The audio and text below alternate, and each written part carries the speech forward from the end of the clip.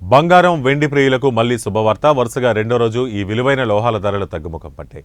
బంగారం వెండి ప్రియులకు మళ్లీ మంచి ఛాన్స్ వచ్చింది. వరుసగా రెండో రోజు వీటి ధరలు తగ్గుముఖం పట్టాయి.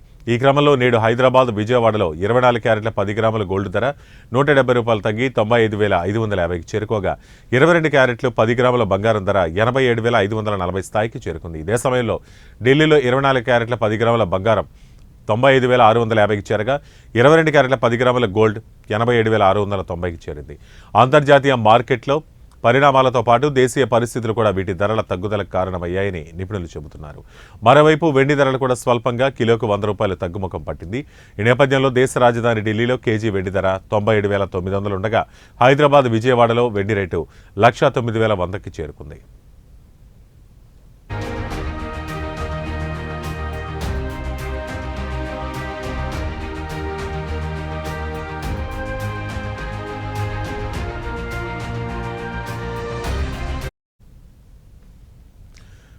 అయితే అంతర్జాతీయ పరిస్థితులు, రష్యా ఉక్రెయిన్ యుద్ధం, అమెరికా చైనా వాణిజ్య సంబంధాలు వంటి అంశాలు బంగారు డిమాండ్ని పెంచుతాయి.